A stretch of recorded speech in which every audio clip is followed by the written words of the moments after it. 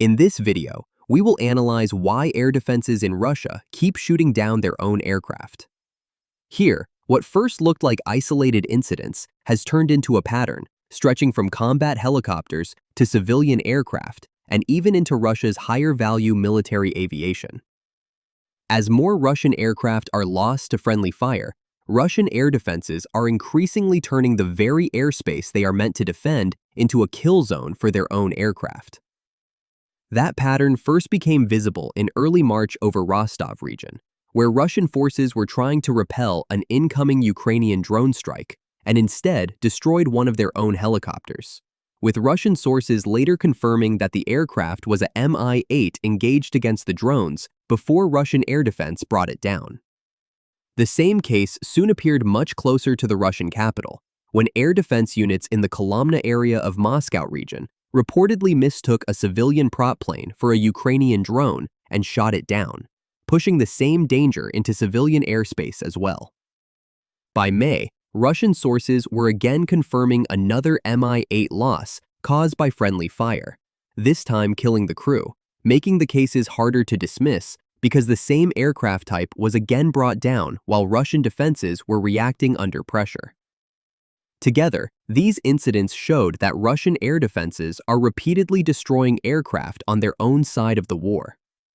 That carried a higher cost each time it happened, because Russia was already losing aviation assets to Ukrainian fire and then losing more of the same fleet to its own air defenses.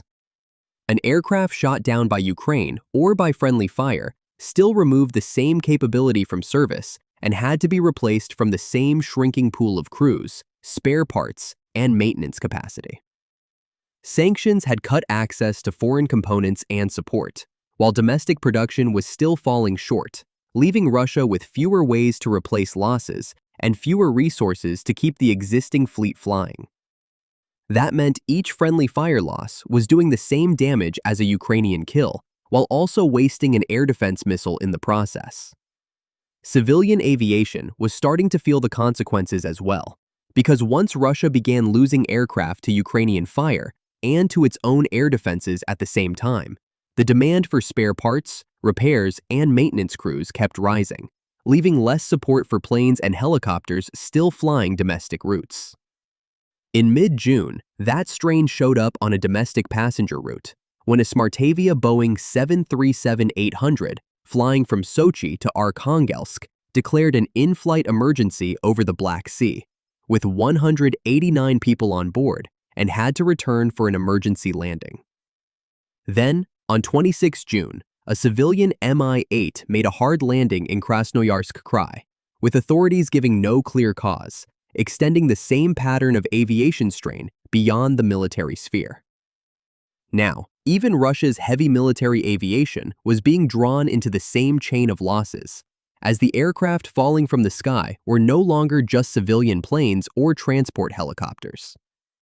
On 16 June, a Tu-22M3 long-range strategic bomber crashed in Irkutsk Oblast after taking off from Belaya Air Base, immediately placing one of Russia's most important military aircraft inside that growing record of losses.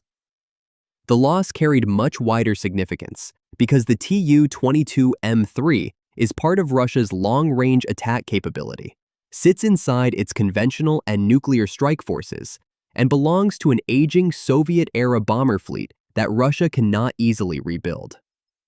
Footage captured the bomber hitting the ground, while later images from the crash site showed it lying as a burning wreck. Once a strategic bomber had joined that list, some of Russia's most valuable military assets were now going down as well.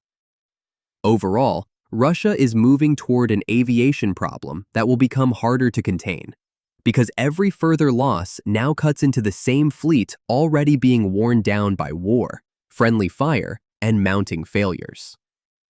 As Ukraine keeps increasing the pressure with drone attacks, Russian air defenses will be forced into more rushed engagement decisions, raising the chance that even more aircraft are lost inside the same airspace Russia is trying to protect. If this continues, Russia will keep feeding aircraft into the war, while the aviation system behind it starts coming apart.